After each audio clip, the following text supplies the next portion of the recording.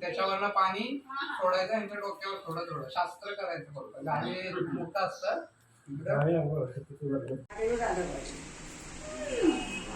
आणि काय कलश पण सोडतात ते पुण्यवाचन. पुण्यवाचन म्हणजे बघा लग्नामध्ये वगैरे करतात ना, तुमच्या हातून पुण्य घडत राहावं त्याच्यासाठी हे पुण्याचं म्हणजे दोन शंकर आणि पार्वती त्यांची पूजा केली जाते. हे समोर षोडश मातृका 16 संस्कार त्याची पूजा केली जाते. त्याच्यानंतर त्या बाजूला बघा नवग्रह, ज्या ग्रहाला जे धान्य आवडतं ते मांडलेलं आहे. मध्ये बघा गव्हामध्ये येते सूर्य देवता, वरती बघा त्या साईडला कोपऱ्यामध्ये चंद्र देवता, या साईडला खाली आहे मसूर डाळ मंगळ देवता, इकडे बघा बाणाच्या आकाराचा बघा मूद देवता, त्याच्या खाली असेल ती चना डाळ गुरुचं दान गुरु देवता, समोर स्टार दिसतो शुक्राची चांदणी बोलतात ना शुक्र देवता, खाली काळे उडीद आणि शनी देवता, शनीला आपण वाचतो ना काळे उडीद, त्या बाजूला राहू आणि या बाजूला केतू देवता. हे नवग्रह देवता, ही पूजा पण आपल्याला वास्तूमध्ये करावी लागते. त्याच्यानंतर हे स्त्री यंत्र बोलतात त्याला. मध्ये ज्या 3 सुपाऱ्या मांडल्यात, महालक्ष्मी, महाकाली आणि महासरस्वती, या आपल्या मुख्य 3 देवी आहेत आणि त्यांच्या पत्त्याखाली येणाऱ्या ह्या 64 त्यांच्या दासी, म्हणजे 64 पीठ आहेत महाराष्ट्रामध्ये आपल्या. जसं आता जीवदानीला गेला तिकडे विरारला गेला तर जीवदानी, कारल्याला तिकडे ह्याला गेलात तर लोणावळ्याला एकविरा, अशा आपल्या मांढरदेवीला गेलात तर मांढरदेवी वाडीला, अशी आपली 64 पीठ. हे याला थोडक्यात स्त्री यंत्र बोललं जातं. त्यानंतर इकडे बघा हे कमळासारखं काढलंय ना, ते अष्टभैरव बोलतात त्याला, शंकराचे 8 अवतार. हा प्रधान कलश, देवांचा राजा देवांचा राजा देवांचा राजा इंद्र, इंद्राचा बोलतो तो मेन प्रधान कलश असतो तो ईशान्य कोपऱ्यामध्ये तो कलश. या 7 जलमातृका गावी बघा 7 आसरा बोलतात ना, काही काही लोकांच्या घरी पण काल आम्ही गेलो त्यांच्या इथे 7 आसरांचा एक कलश होता. त्यांना 2 कलश मी कसले विचारले, ते बोलले की एक 7 आसरांचा यांचा. हे 7 जलमातृका 7 आसरा त्यांची पूजा. त्यानंतर तिकडे जे मांडले आपण ते आज जी महत्वाची पूजा आहे ते वास्तुमंडळ, ते वास्तुमंडळ काढलेले आहे. वरती बघा त्या डबीमध्ये वास्तू पुरुष आहे, तो तुमच्या आग्नेय कोपऱ्यामध्ये पालथा घालत आहे. ईशान्येला डोकं, नैऋत्य दिशेला त्याचा पाय, असं त्याचं स्थान असतं आग्नेय कोपऱ्यामध्ये. कुठे तुम्हाला सांगितले आग्नेय कोपऱ्यामध्ये? आग्नेय कोपरा तुम्हाला देवाच्या रूम मध्ये येतोय ते बघायला लागेल. पूर्व ही पश्चिम, आग्नेय असा येतोय, आग्नेय असा येतोय, असं येतोय म्हणल्यावर तुम्हाला आग्नेय नाही तर मग ईशान्य मध्ये करावं लागेल. इथं गेलं तरी चालेल याच्यामध्ये. नाही मी काय म्हणत होते, देवाला तिकडे आहे ना, तर त्या रूमचा आग्नेय कोपरा घेतला, त्या रूमचा नाही.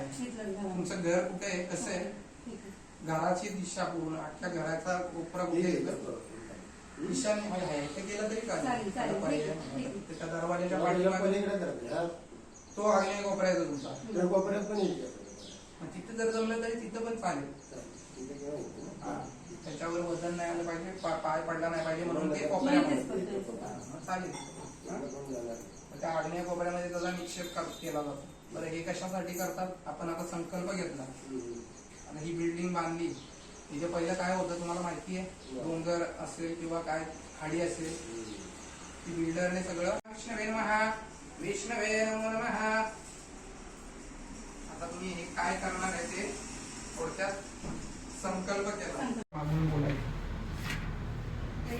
ते पुण्यवाचन, पुण्यवाचन म्हणजे बघा लग्नामध्ये वगैरे करतात ना, तुमच्या हातून पुण्य घडत राहावं त्याच्यासाठी हे पुण्याचं म्हणजे दोन शंकर आणि पार्वती त्यांची पूजा केली जाते. हे समोर षोडश मातृका 16 संस्कार त्याची पूजा केली जाते. त्याच्यानंतर त्या बाजूला बघा नवग्रह, ज्या ग्रहाला जे धान्य आवडतं ते मांडलेलं आहे. मध्ये बघा गव्हामध्ये येते सूर्य देवता, वरती बघा त्या साईडला कोपऱ्यामध्ये चंद्र देवता, या साईडला खाली आहे मसूर डाळ, मंगळ देवता, इकडे बघा बाणाच्या आकाराचा बघा बुध देवता, त्याच्या खाली असेल ती चना डाळ, गुरुचं दान, गुरु देवता, समोर स्टार दिसतो शुक्राची चांदणी बोलतात ना, शुक्र देवता, खाली काळे उडीद आणि शनी देवता, शनीला आपण वाचतो ना काळे उडीद, त्या बाजूला राहू आणि या बाजूला केतू देवता, हे नवग्रह देवता. ही पूजा पण आपल्याला वास्तूमध्ये करावी लागते. त्याच्यानंतर हे स्त्री यंत्र बोलतात त्याला. मध्ये ज्या 3 सुपाऱ्या मांडल्यात, महालक्ष्मी, महाकाली आणि महासरस्वती, ज्या आपल्या मुख्य 3 देवी आहेत, आणि त्यांच्या पत्त्याखाली येणाऱ्या ह्या 64 त्यांच्या दासी, म्हणजे 64 पीठ आहेत महाराष्ट्रामध्ये आपल्या. जसं आता जीवदानीला गेला तिकडे, विरारला गेला तर जीवदानी, कारल्याला तिकडे ह्याला गेलात तर लोणावळ्याला एकविरा, अशा आपल्या मांढरदेवीला गेलात तर मांढरदेवी वाईला, अशी आपली 64 पीठ. हे याला थोडक्यात स्त्री यंत्र बोललं जातं. त्यानंतर इकडे बघा हे कमळासारखं काढलंय ना, ते अष्टभैरव बोलतात त्याला, शंकराच्या 8 अवतार. हा प्रधान कलश, देवांचा राजा कोण? देवांचा राजा कोण? देवांचा राजा इंद्र. इंद्राचा बोलतो तो मेन प्रधान कलश असतो तो ईशान्य कोपऱ्यामध्ये, तो कलश. या 7 जलमातृका, गावी बघा 7 आसरा बोलतात ना, काही लोकांच्या घरी पण काल आम्ही गेलो त्यांच्या इथे 7 आसरांचा एक कलश होता. त्यांना 2 कलश मी कसले विचारले, ते बोलले की एक 7 आसरांचा यांचा. हे 7 जलमातृका 7 आसरा, त्यांची पूजा. त्यानंतर तिकडे जे मांडले आपण ते आज जी महत्वाची पूजा आहे ते वास्तुमंडळ. ते वास्तुमंडळ काढलेले आहे. वरती बघा त्या डबीमध्ये वास्तू पुरुष आहे, तो तुमच्या आग्नेय कोपऱ्यामध्ये पालथा घालत आहे. ईशान्येला डोकं, नैऋत्य दिशेला त्याचा पाय, असं त्याचं स्थान असतं आग्नेय कोपऱ्यामध्ये. कुठे तुम्हाला सांगितलं आग्नेय कोपऱ्यामध्ये? आग्नेय कोपरा तुम्हाला देवाच्या रूम मध्ये येतोय ते बघायला लागेल. पूर्व ही पश्चिम, आग्नेय असा येतोय, आग्नेय असा येतोय, असं येतोय म्हणल्यावर तुम्हाला आग्नेय नाही तर मग ईशान्य मध्ये करावं लागेल. इथं गेलं तरी चालेल याच्यामध्ये.